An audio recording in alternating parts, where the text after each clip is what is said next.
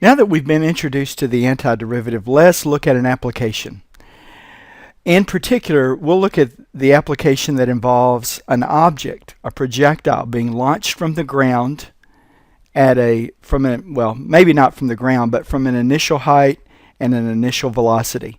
And what we want to do is we want to use the antiderivative to figure out how high that velocity will, what height that object will obtain, how long will it take to obtain that height, when will it hit the ground, and what is the velocity when it does hit the ground. So we want to answer those questions. Now, first of all, some preliminary things we need to think about. We're going to call S of t the height, the distance of the object above the ground. Now, if you think about it, if we want to measure the rate of change of height, that's going to be the velocity. In other words, the derivative of the position is going to be the velocity. It measures the change in position over the change in time. So the velocity is the derivative of position, and then if you want to look at acceleration, well, that's going to be the derivative of velocity, where it measures the rate at which velocity is changing over time. Well, that is acceleration. So that's the first derivative of velocity and the second derivative of position. Now let's suppose, here's the thing to remember. We start off with this number, negative 32 feet per second squared, because that is acceleration on Earth due to gravity. Now we're not going to consider air resistance or anything. We're just going to consider this. This object, when an object is launched, it has this gravity pulling on it. The acceleration is a negative 32 feet per second squared. That acceleration is continuously diminishing from the velocity.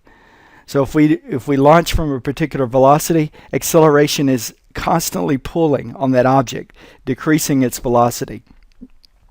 As an example, let's suppose that we launch an object from the ground at 96 feet per second squared.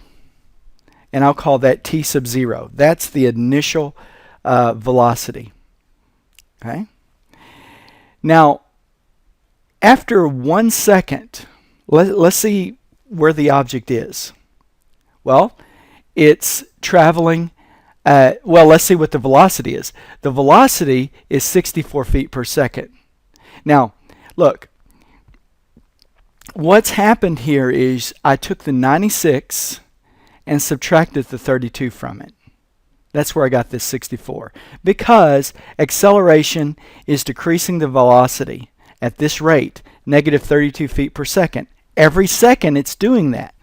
So the height of the object at that point is 80 feet. So after 1 second, the object is 80 feet. Now, we haven't looked at, you might be wondering, well, how did you get 80 feet? We'll look at that in just a second. But right now, let's just take this as a given. So for the first second, it's traveled 80 feet, and the velocity is now 64 feet per second. Now, I'm going to go to the next second, and because acceleration every second is decreasing the velocity by 32 feet per second, this next one should be 32 feet per second. See, I took 64 minus 32, and now the height is over here at 128 feet. But you notice, if you go back and look at this, during the first second, the distance the object traveled was more than the second. See that? The second? Look at the little ball, how it travels. Now the third second, it's going to travel even less distance because it's going at a less velocity. So after 3 seconds, notice I'm going to subtract 32 from this. The velocity will be 0. Notice it just travels a wee little bit there. Notice from here, whoops. Okay, just a little bit. See that? Just a little bit up there. Now, the velocity is 0, and we are at the very top, 144 feet. Now, after 4 seconds, it starts back down. Now it's back to 128. It's back to 80. And notice now the velocity is negative. When our distance was increasing, the derivative was positive, right? When the distance from the ground is decreasing, our velocity is negative. See, we're falling.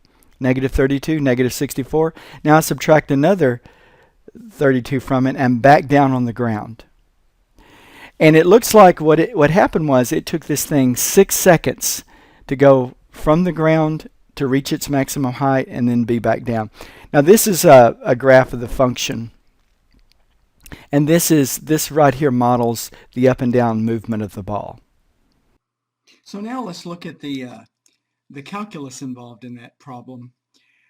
We said that the initial velocity was 96 feet per second. Okay, so we've got that. And notice I just denote that with v sub 0. And of course the acceleration was a constant negative 32 feet per second squared. Now, here's the deal.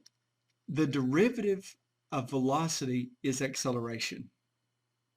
So acceleration measures the change in velocity. So the difference in velocity over the change in velocity over change in time. That's what we're talking about when we talk about acceleration. So what I need to do then is, if I start off with acceleration, I need to get back to velocity. So I integrate that. So velocity is going to be the indefinite integral of negative 32. And that gives us v of t is equal to negative 32t. Plus, remember there's a constant. Now, in this case, we can actually figure out what that constant is because we know the initial velocity is 96. So if we say, well, let's put in a 0 for time, because at time 0 we had a 96 velocity. So this is equal to 96, and I'll leave off the units here.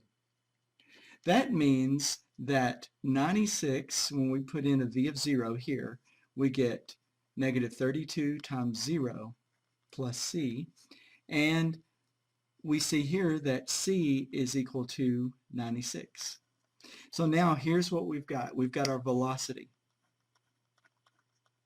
which is negative 32t plus 96. See, just putting the 96 in place of the constant.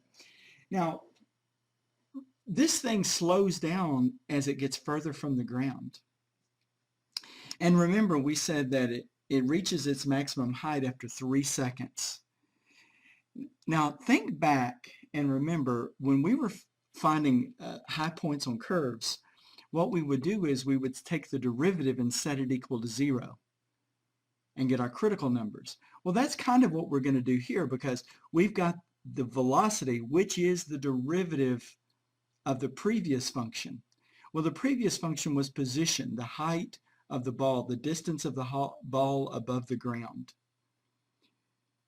So if we take the derivative of position, that is velocity. The change in position over time, that's velocity. So if we take the derivative of position, we get velocity, and of course I set this equal to 0.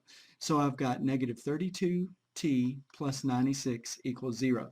Now, of course, you don't have to think through it the way I just did. You're just saying, we know that when the ball reaches its highest point, it kind of stops. The velocity is 0, and then it starts heading back down. So just figure out where the velocity is 0. A little algebra gives us t equals 3. So that's where it reaches its highest point. Now we want a formula for the position. Well, I already said the derivative of position is velocity, so now I integrate velocity to get position. Okay, so this is going to be the integral of negative 32t plus 96.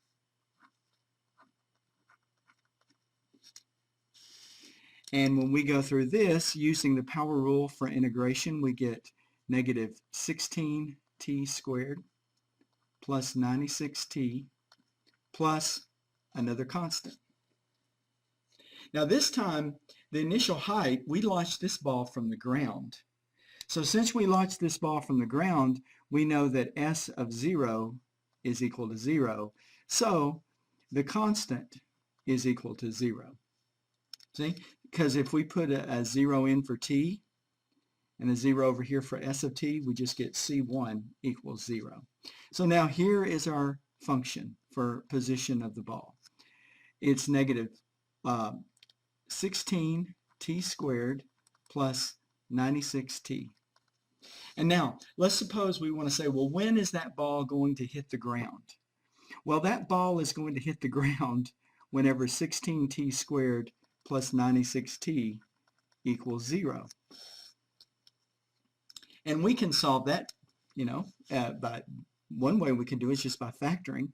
We can factor out the t, and actually I could factor out the 16, negative 16, so I get negative 16t, and let's see here, this would be t minus 6, right? And that means that the ball is on the ground at t equals 0 or t equals 6. And we could say, well, what is the velocity when the ball hits the ground? Well, if you want to know the velocity when the ball hits the ground, just take this 6 and plug it back into the velocity function here. So v of 6 is equal to negative 32 times 6 plus 96. And I guess that will give you negative 96 feet per second. There you have it. Okay, now let's suppose, let's make the problem a little more complicated. Let's suppose that the initial velocity is 128 feet per second. Okay, 128 feet per second. And let's suppose that the initial height of the object, I guess we've been calling it S. The initial height of the object is 10 feet. Let's suppose we have that.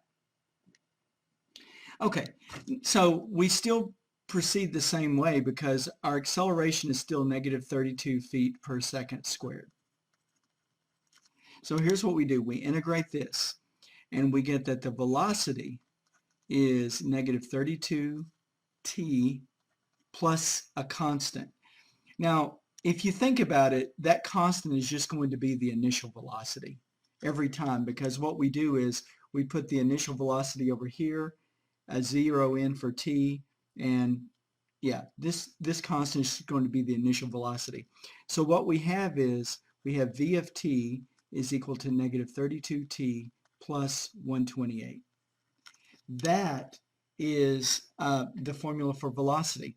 Now here's what question we can answer. When will the object, the projectile, reach its maximum height? Well, whenever this velocity is 0. So to answer that question, when will the projectile reach its maximum height? Well, set the velocity equal to 0, and when you do, you get t equals 4. So we know that after 4 seconds, this projectile will reach its maximum height. It's pretty cool we can figure this, We can use our calculus to calculate, cool stuff like this. Now, let's suppose we want to know, well, what is that maximum height? Well, we need to integrate velocity. So we get the position is going to be, using the power rule for integration, we get negative 16t squared plus 128t plus the initial height. Well, the initial height was 10 feet. So we got negative 16t squared plus 128t plus 10. Now, we want to know, well, what is that height going to be where it reaches its maximum at t equals 4? So I just plug in a 4 every place I have a t, and I get 266. So 266 feet, that's how high this object reaches. Now, maybe we want to know, when does the projectile hit the ground? How long does it take the projectile to hit the ground? Well, we need to take the position function, negative 16t squared plus 128t plus 10, and we just set that equal to 0. And of course, I can use the quadratic formula for that. So I've got t equals negative 128. And use minus. Remember, it's plus or minus. If you use a plus, what you're going to get is a negative number, like negative 0.07. So let's just use the negative. I've already tried this in advance, so I wouldn't waste your time. So we have b squared minus 4ac, but that's going to be plus because we've got a minus there in front of the a. Okay, so we've got 4 times 16 times 10 all over a negative 32. See, it's 2a.